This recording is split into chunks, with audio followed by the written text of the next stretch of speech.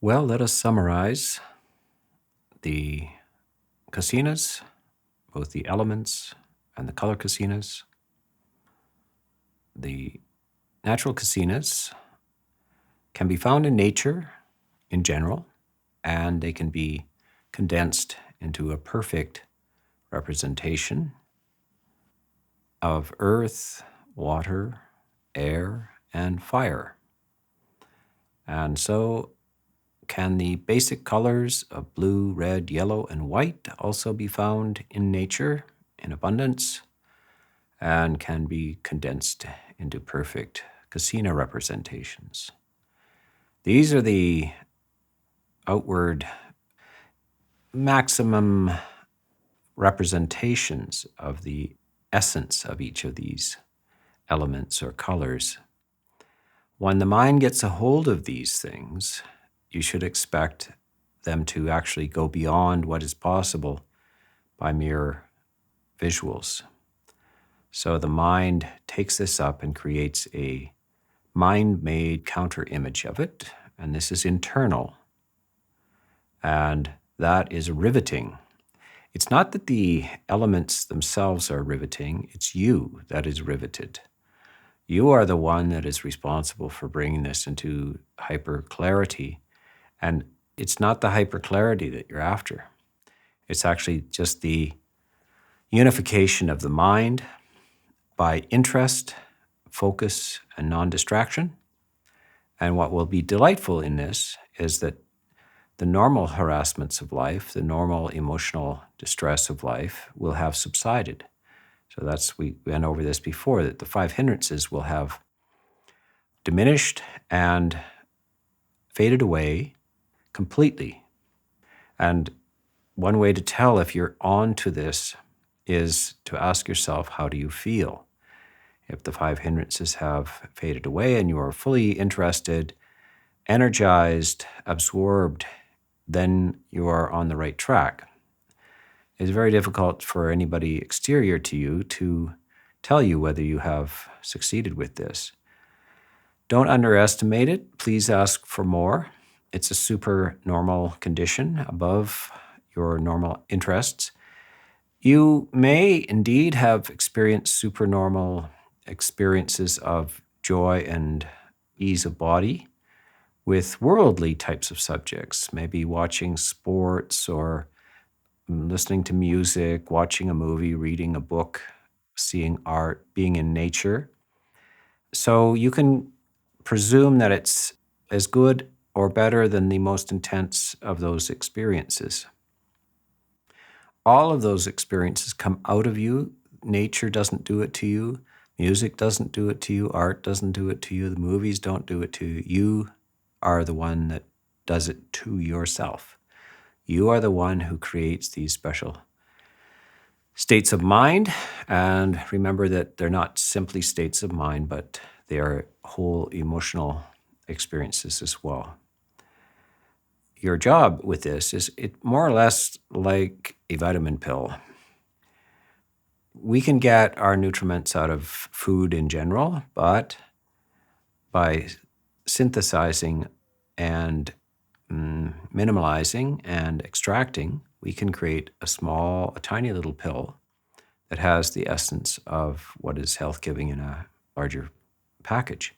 So this is kind of a vitamin pill for the mind based on colors and the primary elements of nature.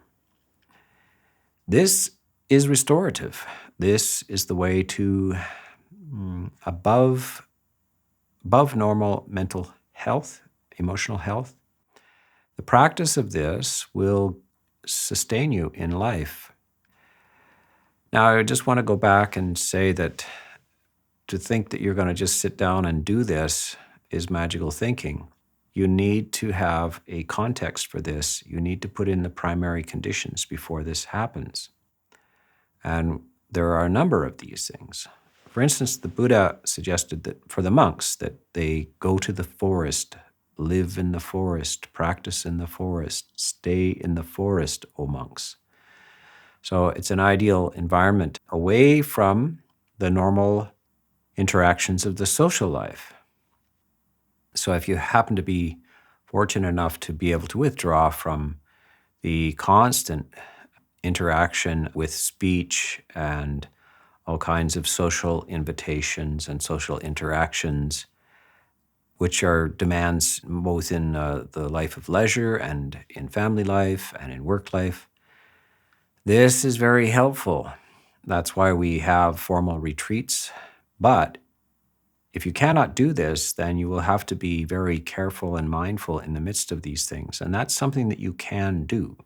You're not just subject to the environment. You're not subject to the social situation. You're not subject necessarily to your family and relatives.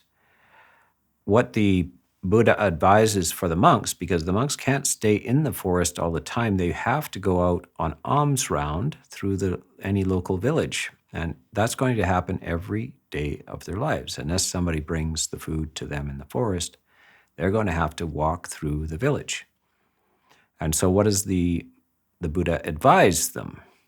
He says, monks, practice restraint of the senses. What does this mean? It means not to give excess importance to sights and sounds and smells. So you have judgments about sights and sounds and smells. You see a person and you focus unwisely on either the fault in the person or the beauty in the person, in the village, in the food, in the smells.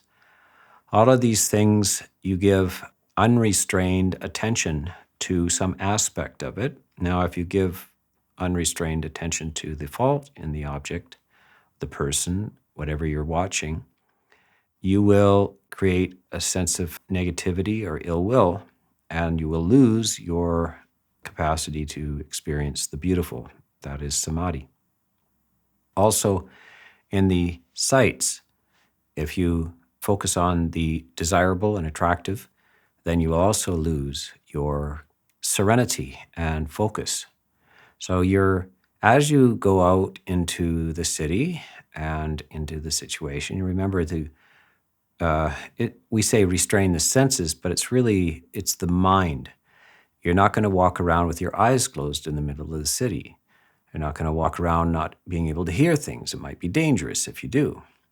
So you're going to have to hear and see, but you're going to have to learn that it's possible to just simply allow the world to be without reacting, judging, criticizing, desiring, evaluating.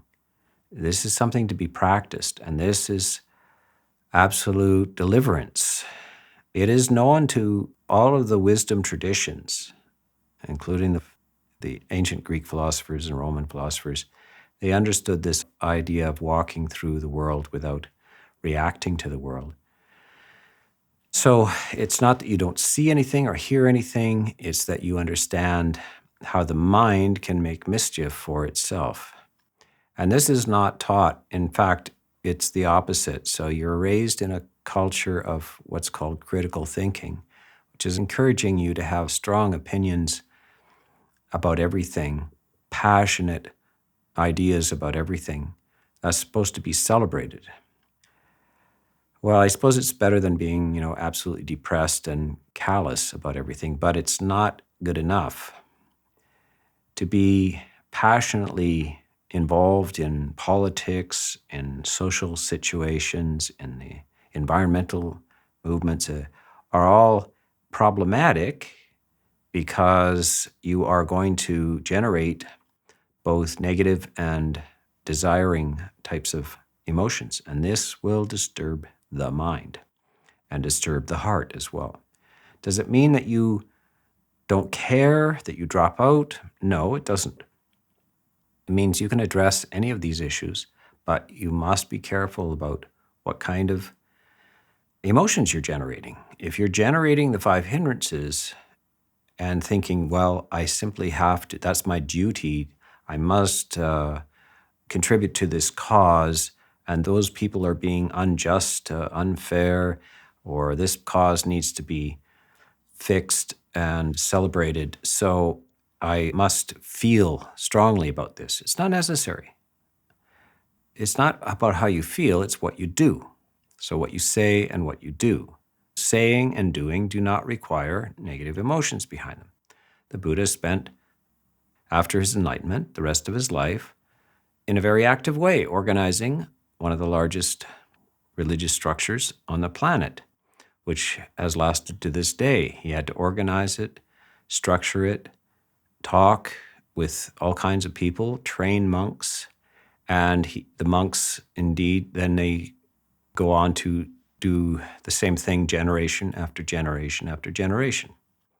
Monks, by the way, are some of the longest lived people in society. Sometimes they're 100 years old, still being active and teaching, and addressing causes of injustice and addressing urgings toward justice, towards generosity, towards kindness, towards emotional and mental well-being. This can be a lifetime activity on the part of the monks, but you have to understand that you don't need to inflict suffering on yourself. You don't have to tense your whole body and focus with ill will through your mind to get things done. There is a way of doing things and at the same time having sublime emotional support for that. So this is necessary if you hope to get to these sublime, elevated states, beautiful states of samadhi through these natural elements and the colors. Then you will have to overcome the hindrances and you'll have to learn how to live in the midst of this society to the degree that you can without these negative emotions, problematic emotions. Now, one thing that's helpful is association. So the Buddha talks about people who wish to attain these kind of samadhi mental states, these focused absorptions. It is best to try to find people who practice these things. You learn by association, both in the negative and the positive direction. So if you want somebody to go downhill, just leave them associating with people who are very unskillful in life, in thought, speech, and action. If you're surrounded by that, you will be pulled into it and you will go downhill. And if you want to go improve yourself, then find people who are skillful in thought, in speech, and in action. And that association helps a great deal. So it's important to associate with people who are cultivating this deep absorption. And it's a withdrawal from the outer world, which people are preoccupied with. So ordinary people, all day long, they listen to music, they watch TVs, they chitter-chatter away.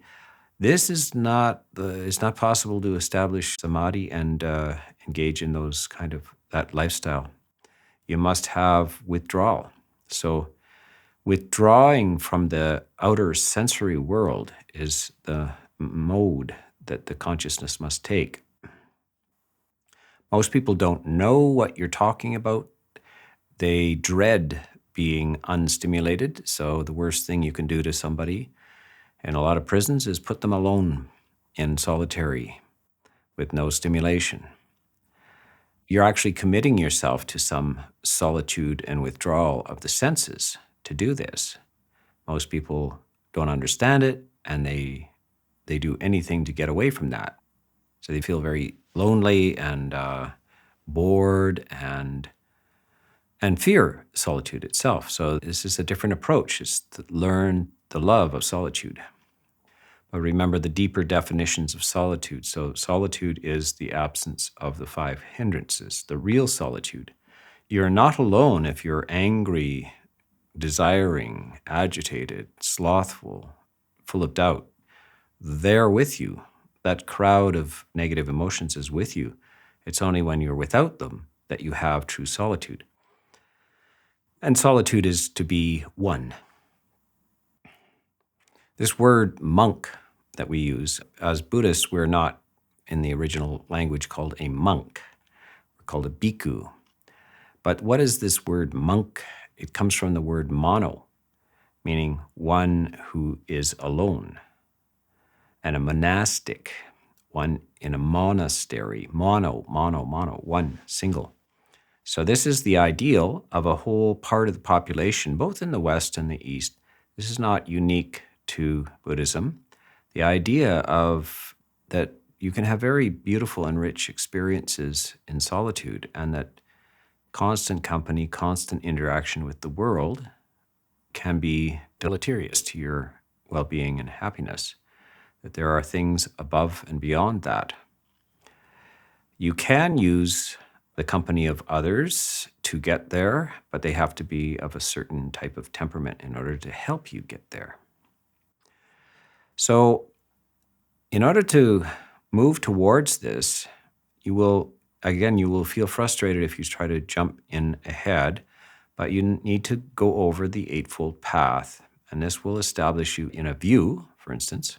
Now, part of what I'm saying about this is to do with right view, is to make you reflect, how do I want to live? How do I feel? What can I do about it? Am I chasing superficial happiness that inevitably won't satisfy me? Maybe I should think more deeply about this. What is it that really gives me well-being? I am the one who generates well-being. Can I learn to generate this more constantly? What are the conditions that I require in order to get there? So we understand with all other activities in human life that you can't just do it. You have to cultivate the craft and the skills. And finally, you get the art in the end. So that is the case with athletics and academic practices and art and music. All of these things require training, systematic training, and you can't hope to do these things just by wishing or hoping. It doesn't happen that way. So one should understand that it is same within the spiritual dimension, and especially in these meditative practices, that they don't happen suddenly by themselves. They happen through gradual processes, and that the causes are well analyzed by the Buddha. This is the intelligence of the Buddha. This is the sensitivity that he has worked this out for himself, and then he systematically communicates and teaches this. And that's what makes a Buddha, is that they're primarily a very, very good teacher.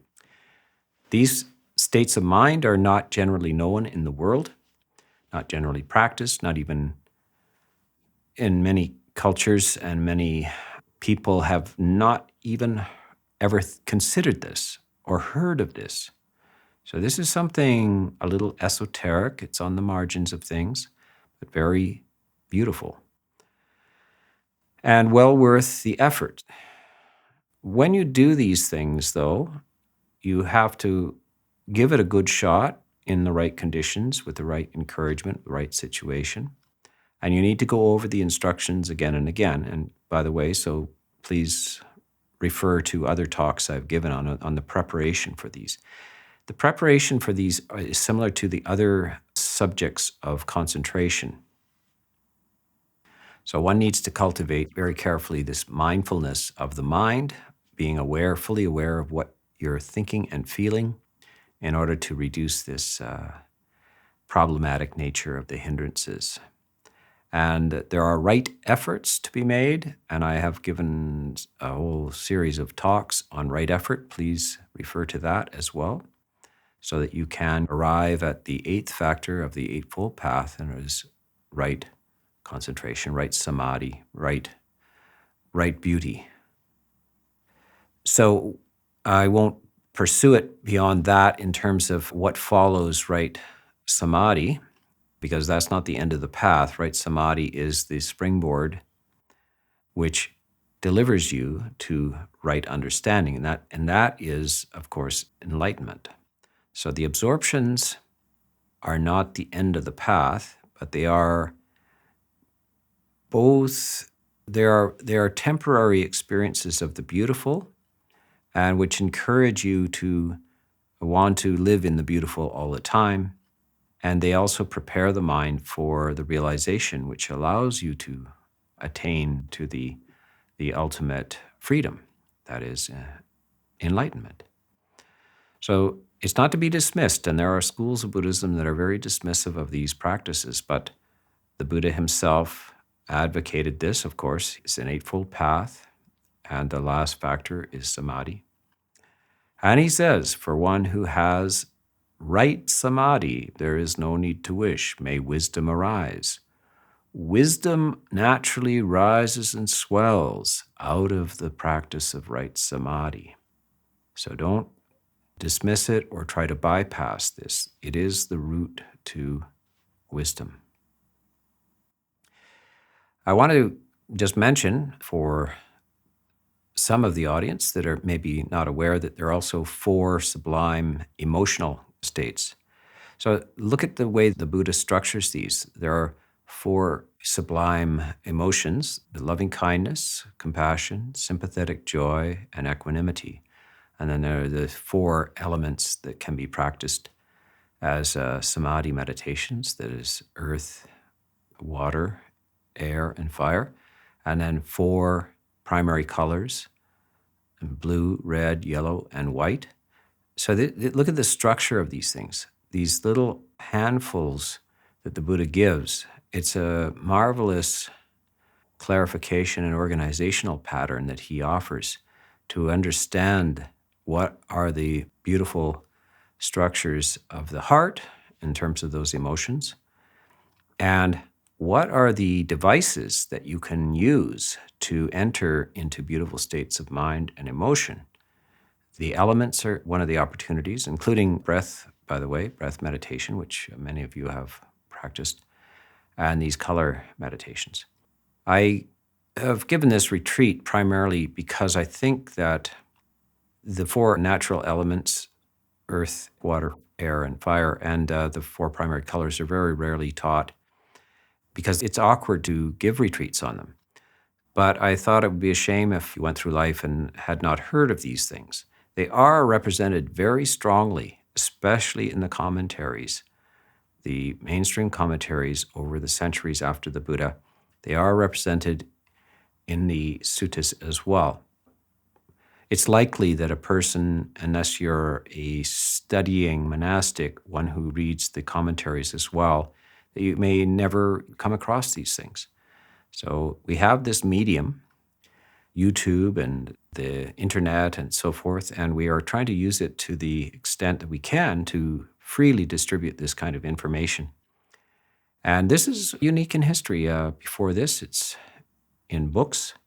The commentaries, by the way, and the suttas were only recently translated into English. And so access to this information was hard to get. And lots of people would not dream of trying to wade through these commentaries. These books are 600 or 800 pages long and very obscure. If you don't understand the whole context of it, then it's pretty well overwhelming. Only a very small number of people will do it. And quite often they will find it too tedious and difficult to actually give public talks on this. But because we have this medium to use now, this is another way to make it much more available to people in a palatable way with some sort of direction given, more explanation given. The commentary descriptions are very brief and somewhat hard to understand. They presume that you have a large knowledge of the overall teachings of the Buddha, and so it's somewhat inaccessible to people. But I'm trying to make it accessible to a larger audience. So I wish you well in your practice, and you will have opportunities over time, perhaps, to watch more of my talks on samadhi and the Eightfold Path, which will assist you. May you be well, happy, and peaceful, and understand how to be well, happy, and peaceful.